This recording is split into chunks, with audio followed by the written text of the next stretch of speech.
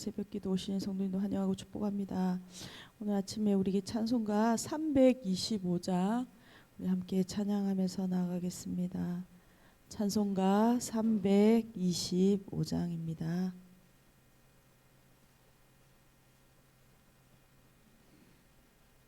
찬송가 325장 예수가 함께 계시니 함께 찬양하겠습니다. 예수가 함께 계시니 시험이 오나 겁없네.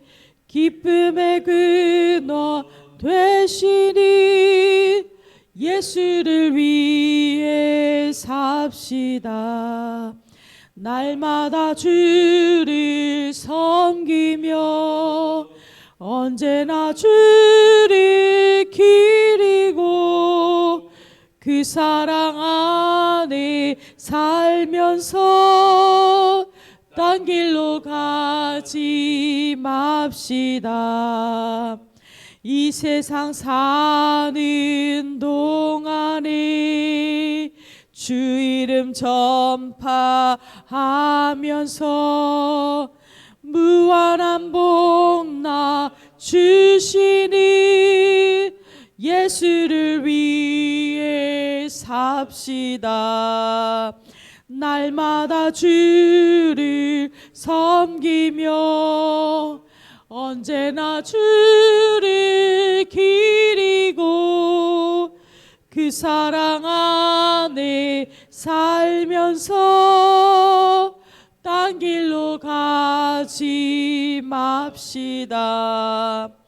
이 세상 친구 없어도 예수는 나의 친구니 불의한 일을 버리고 예수를 위해 삽시다. 날마다 주를 섬기며 언제나 주를 기리고 그 사랑 안에 살면서 딴 길로 가지 맙시다. 주께서 심판하실 때 잘했다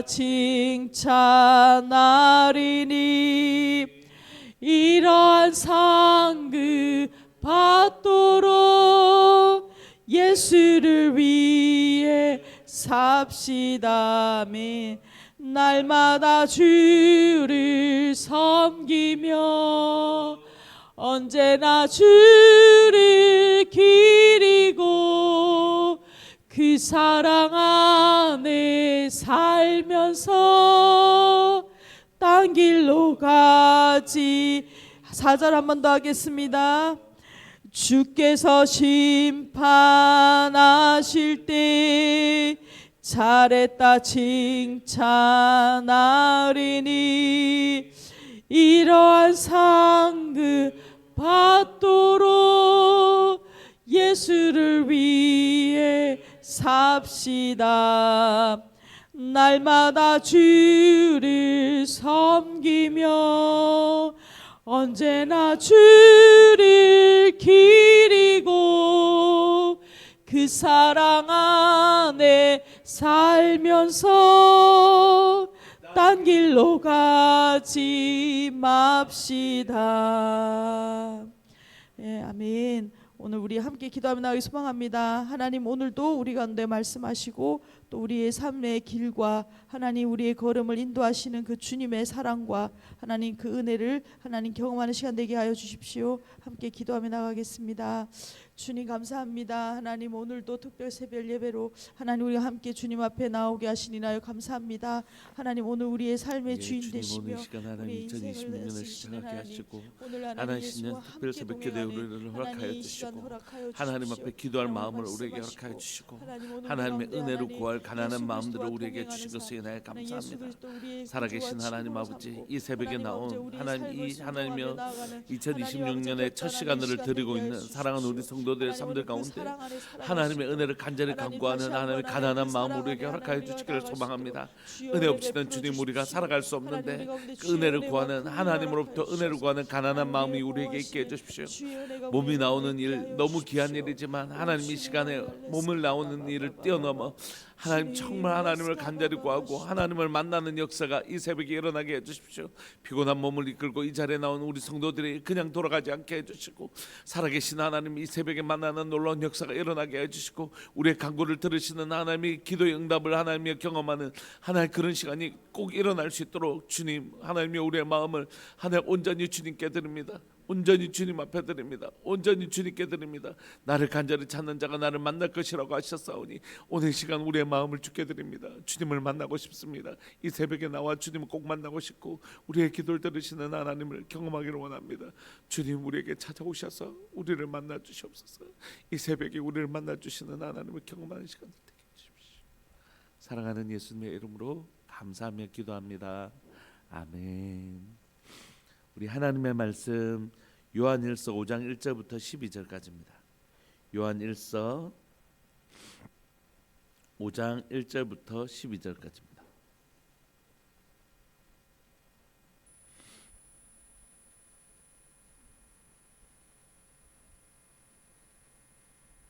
요한일서 5장 1절부터 12절까지.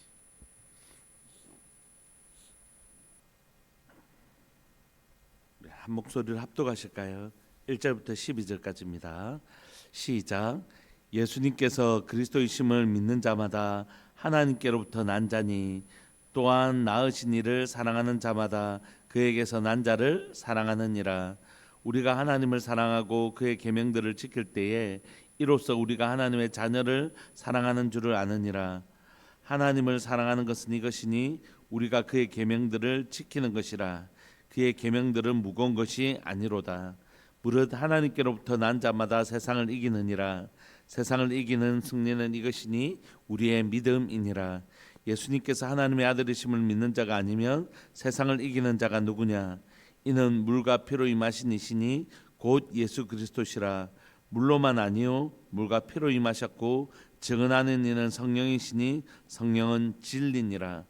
증언하는 이가 셋이니 성령과 물과 피라. 또한 이 셋은 합하여 하나이니라.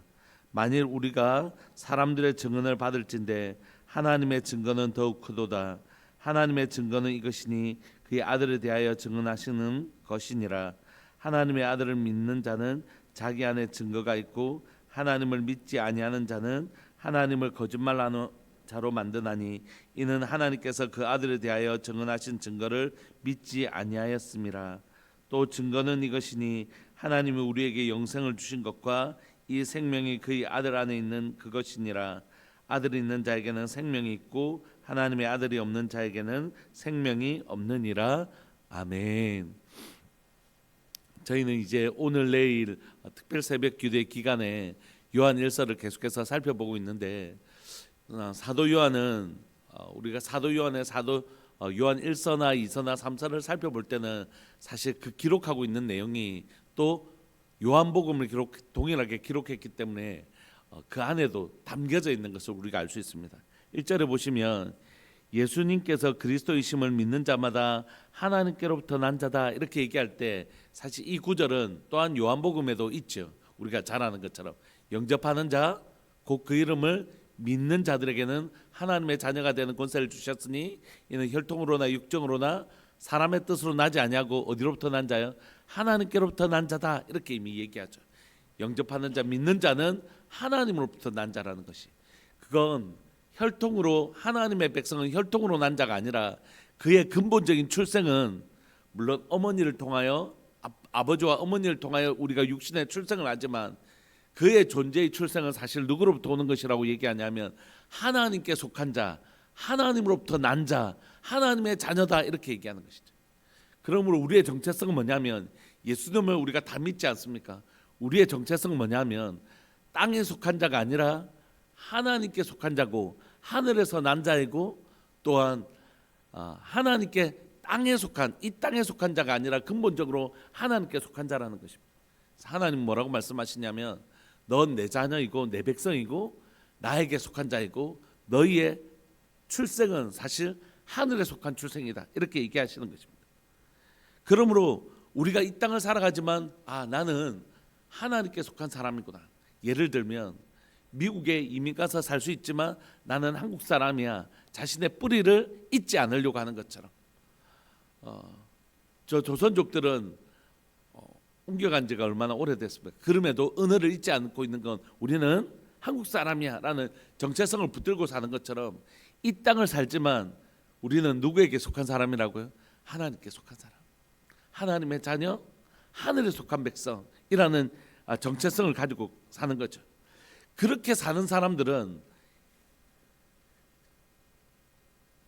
중국 땅에 살지만 자신이 한국 사람이라고 그 정체성을 가지는 사람들의 특징은 뭐냐면 절대 언어를 잃어버리지 않는다는 것이.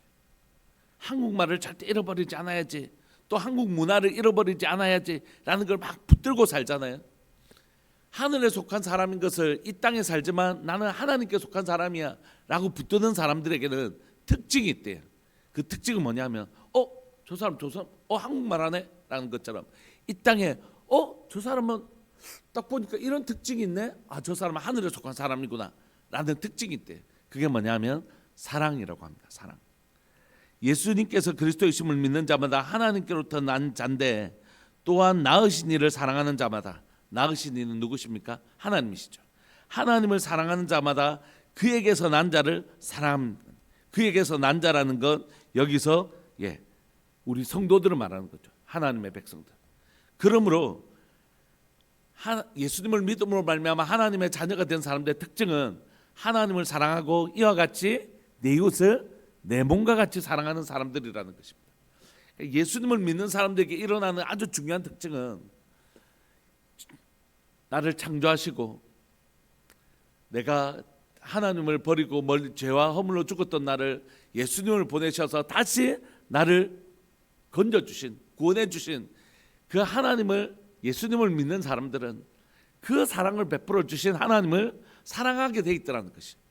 예수님을 믿는 자는 반드시 어떤 특징이 있냐면 하나님을, 이런 나를 사랑해 주시고 건져 주신 하나님을 너무너무 사랑하고 또 하나님이 동일하게 구원해 주신, 하나님께서 나만 사랑하신 것이 아니라 하나님께서 동일하게 아들을 죽기까지 사랑하신 그 사람들을, 하나님을 사랑하면서 하나님이 사랑하는 사람들을 귀히 여기는 건 당연한 것이지 않습니까? 어떤 집사님을 너무너무 귀하게 여길 때 그 집사님의 자녀들을 또한 귀히 여겨주는 것이죠. 왜냐하면 그 집사님을 향한 태도는 곧 그 자녀들을 향한 우리의 태도하고 일치하기 때문이죠. 그러므로 하나님을 사랑하는 사람들은 반드시 어떤 특징이 있냐면 그 하나님의 백성들, 하나님의 자녀들, 또 다른 하나님의 자녀들을 사랑하는 것이 너무 당연하다는 것입니다.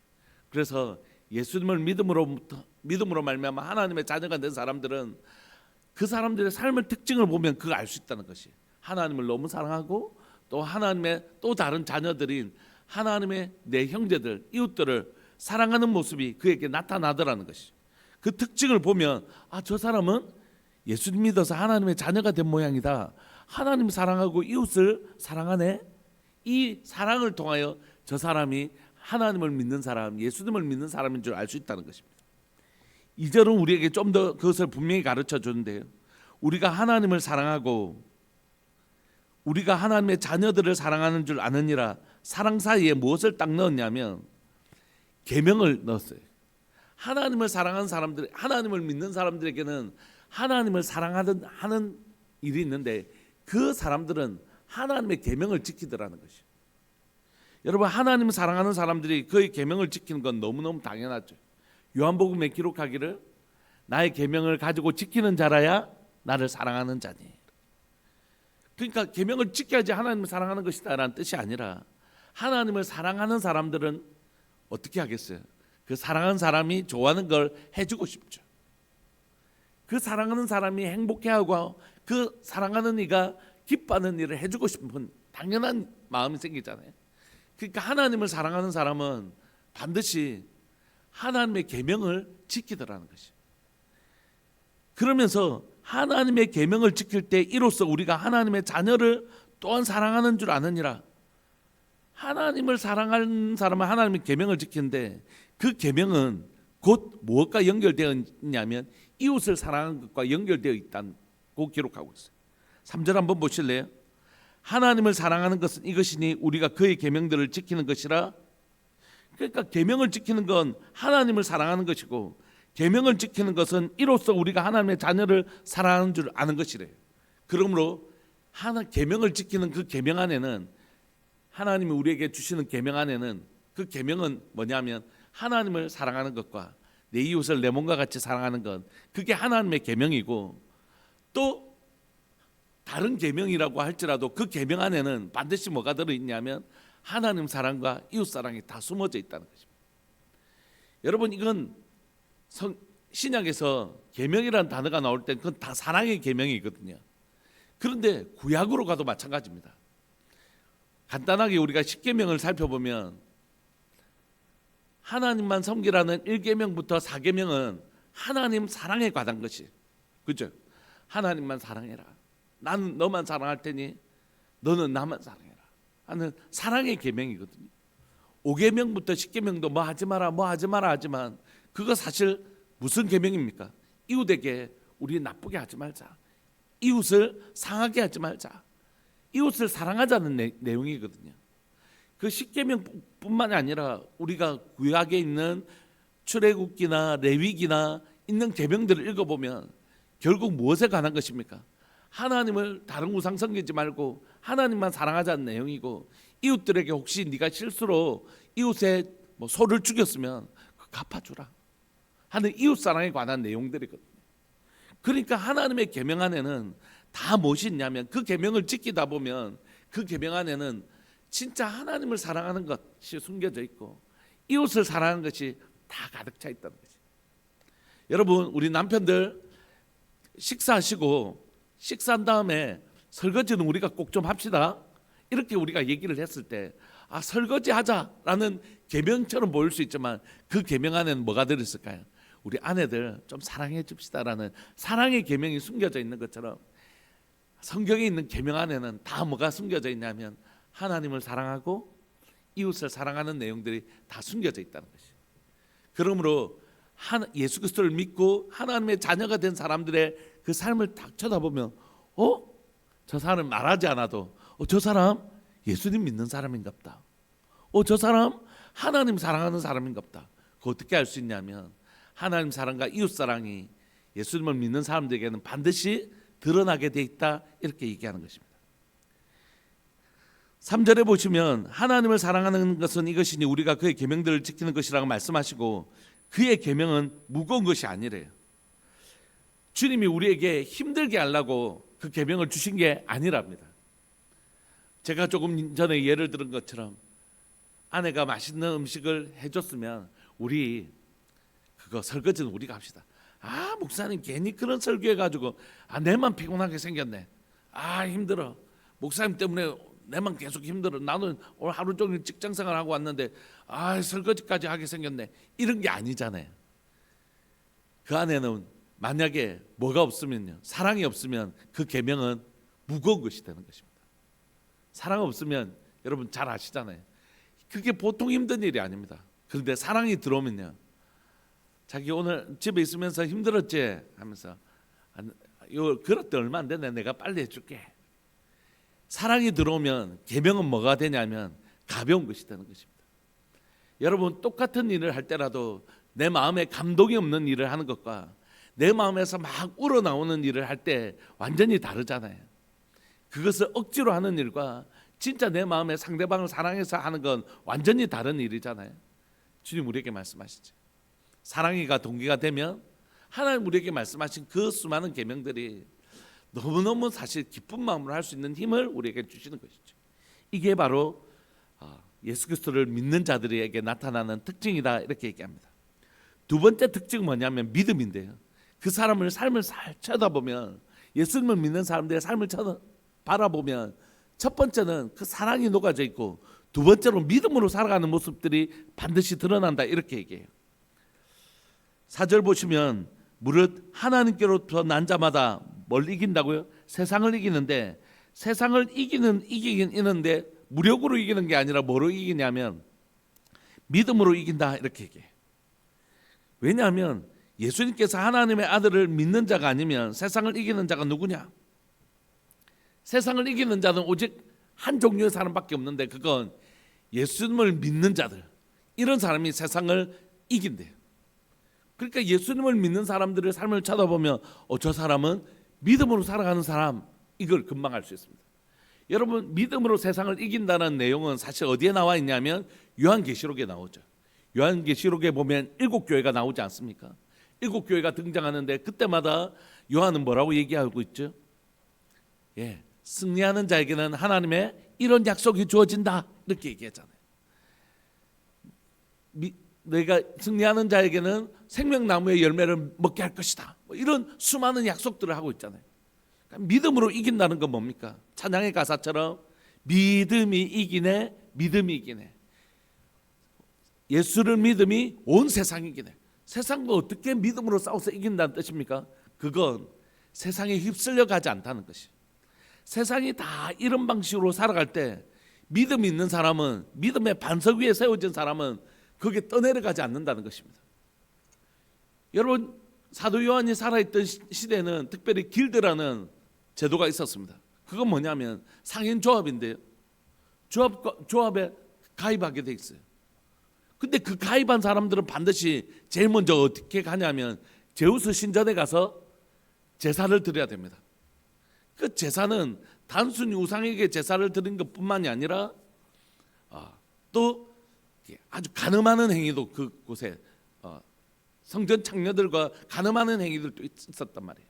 그렇고 나면 이제 그걸 하고 나면 여기에 표시를 받습니다. 표시를 딱 받으면 그 표시가 있어야만이 장사를 할 수 있어요. 여러분들 같으면 어떻게 하시겠습니까? 여러분들 같으면 어떻게 하시겠습니까?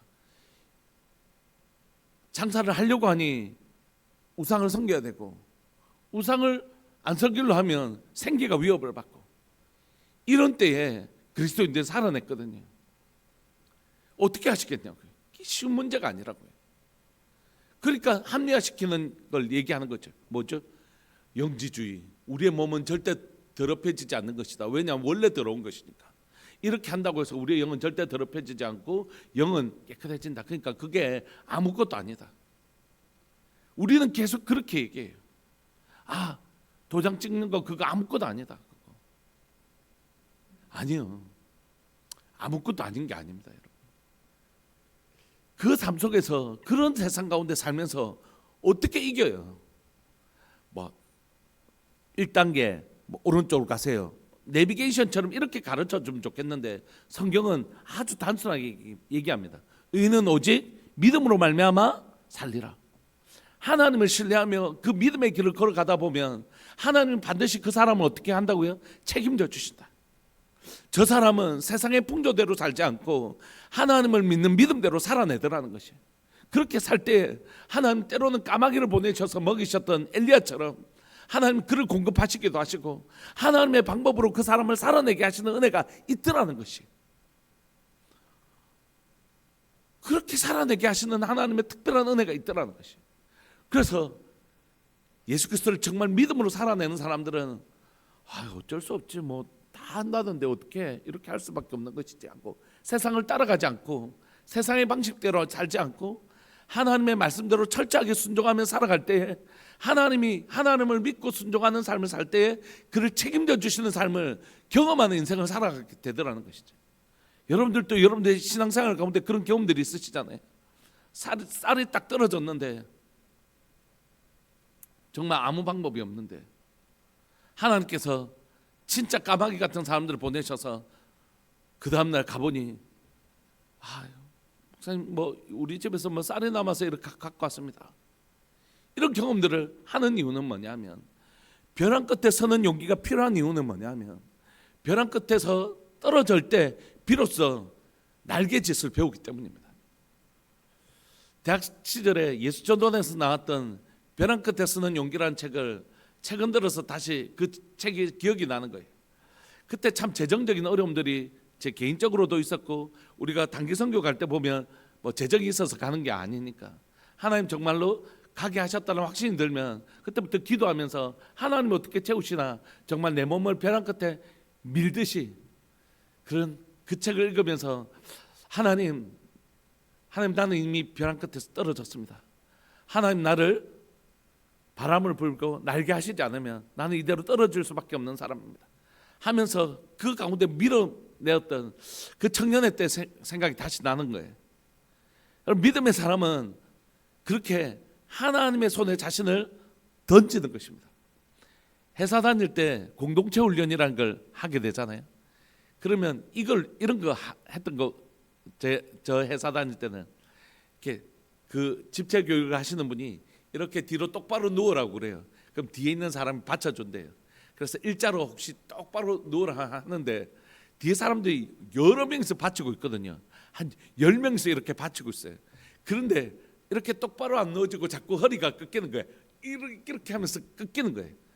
뒤에 분명히 사람이 있음에도 불구하고 온전히 믿고 맡겨지지가 않더라고요. 일자로 이렇게 완전히 믿고 맡기는 사람은 좀 열에 한 명도 잘 안 되더라고요. 거의 모두가 있는 줄 알면서도 허리에 힘을 주면서 이렇게 하면서 넘어가더라고요. 우리 주님이 뒤에 바치고 계십니다. 우리 주님이 정말 바치고 계시거든요. 내 인생을 정말 바치고 계시거든요. 사랑하는 우리 주님이 절대 우리를 놓지 않으시거든요. 세상에 어떤 부모가 자녀의 뒤를 바치고 있지 않고 넘어지도록 내버려 두겠어요. 하나님이 우리를 사랑하시는 하나님이 아들을 죽기까지 사랑하시는 하나님이 우리를 붙들고 계시는 것이죠. 하나님을 진짜 믿는 사람들에게는 그 하나님을 믿고 허리 꺾지 않고 그대로 쭉 맡겨드리는 그 삶의 모습이 있더라는 거죠. 믿음으로 살아내는 모습. 이게 두 번째 특징입니다. 하나는 사랑, 그리고 사랑으로 순종하는 것. 두 번째는 믿음으로 순종하는 것. 그의 계명들을 순종하는 이런 모습이 진짜 예수 그리스도를 믿는 사람들의 삶에 나타난다는 거죠. 이게 바로 우리가 말하는 열매이죠. 열매. 믿음의 순종, 사랑의 순종. 그런데 예수님께서 하나님의 아들이심을 믿는 자가 세상을 이기는 것인데 예수님이 하나님의 아들이심을 어떻게 믿을 수 있냐고요. 그건 증거가 있습니다. 증거가. 그래서 6절에 그 증거를 내세웁니다. 이는 물과 피로 임하시는 이시니 곧 그리스도시라. 예수님을 증거하는 건 두 가지인데 물과 피래요. 예수 그리스도를 물로만 아니요 물과 피로 임하셨고 그 다음에 하나 더 있는데 증언하시는 이는 성령이니 성령은 진리니라. 증언하는 이가 셋이니 성령과 물과 피라 또한 이 셋은 합하여 하나이니라. 이렇게 예수님이 하나님의 아들이신 것을 증거하는 것이 세 방법을 통하여 하나님 우리에게 예수님이 틀림없이 하나님의 아들이시고 그것을 믿는 자마다 하나님의 자녀가 되고 또 하나님을 믿는 사람들은 사랑의 순종과 믿음의 순종을 할 수 있게 되는데 그러려면 예수님을 믿어야 되잖아요. 그 믿음을 도와주기 위해서 하나님은 증거를 세 가지나 우리에게 제시하고 계십니다. 이 구절은 수많은 신학자들에서 아주 오랫동안 논쟁이 되었던 구절이지만 최근 들어서는 거의 최근이라는 게 뭐 10년 이런 게 아니고요. 100년 사이에 거의 이건 정리가 돼 있는 것이죠. 대부분의 학자들은 이 물을 뭐라고 해석하냐면 여러분 물 하면 뭐가 떠오르십니까? 예수님을 증거하는 물은 세례죠. 세례. 예수님이 하나님의 아들이신 것을 예수님이 세례 받으실 때 이는 내 사랑하는 아들이요 내 기뻐하는 자라고 하나님이 예수님이 하나님의 아들이신 것을 증거하는 물은 바로 예수님의 세례죠. 그럼 예수님이 하나님의 아들이신 것을 증거하는 피는 뭘까요? 십자가죠. 십자가. 그러니까 사실 생각해 보면 그렇게 어렵지 않습니다. 뭐 이것 갖고 논쟁을 그렇게까지 오래 했나 싶은데 그런데 예수님이 하나님의 아들이신 것을 증거하는 물은 당연히 세례고 예수님이 하나님의 아들이신 것을 증거하는 건 바로 십자가죠. 오죽했으면 로마의 백부장인 그가 예수님의 십자가를 죽으면 저는 참으로 하나님의 아들이었도다 이렇게 고백하죠. 그리고 예수님이 하나님의 아들이신 것을 증거하시는 분은 누구시라고요? 하나님의 영이시며 예수 그리스도의 영이신 성령님이죠.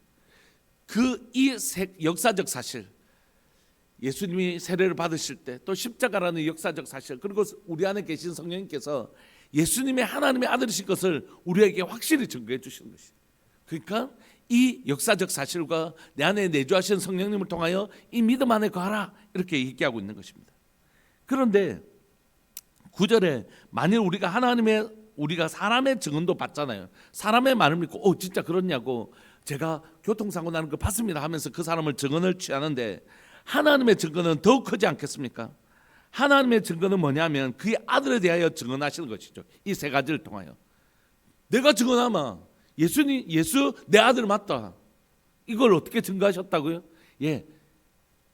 세례 때 그리고 십자가에 죽으시고 부활하심을 통하여 그리고 성령님을 통하여 하나님이 직접 하나님의 아들을 증거하고 있는 것입니다.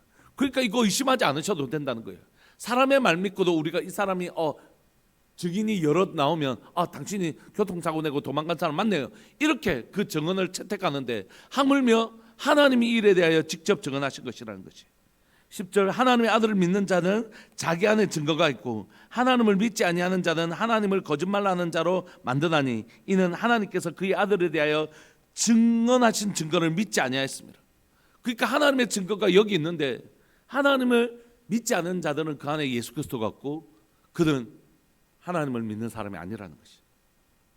11절에 또 증거가 있대요. 또 증거는 이것이니 하나님 우리에게 영생을 주신 것과 이 생명이 그의 아들 안에 있는 것이니라.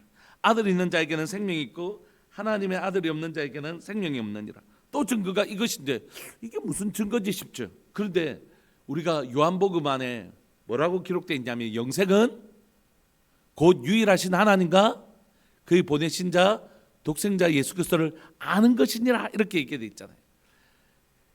요한복음에서 영생은 뭐냐면 안 죽고 사는 게 아니라 하나님과 그의 보내신 자 예수 그리스도를 아는 것, 이 아는 것은 기노스코라고 교제해서 아는 것, 막 교제해서 아는 것, 이게 증거래요. 그러니까 여러분 믿는 사람들에게는 무슨 증거가 있냐면 내 안에서 하나님과 교제하는 증거가 있대요. 하나님이 나를 얼마나 사랑하신지 기도와 예배와 말씀 가운데서 막 하나님의 내 안에 계신 성령께서 하나님의 마음을 내게 가르쳐 주시고 내가 죄를 지을 때는 하나님이 슬퍼하시는 마음을 막 주시고 내가 죄악을 행할 때는 막 이렇게 하는 게 아닐 것 같은데 하는 불편한 마음을 주시고 또 내가 믿음을 살아갈 때는 잘하고 있다라고 격려하는 마음도 주시고 하는 하나님과 내 마음속에 깊은 교제가 막 일어나고 있는 것이. 내가 하나님을 사랑한다는 고백도 내 가운데 일어나는. 막 예배 가운데 저 사람 왜 울지? 하나님과 교제가 없는 사람들은 저 사람 왜 저러지? 이해되지 않는.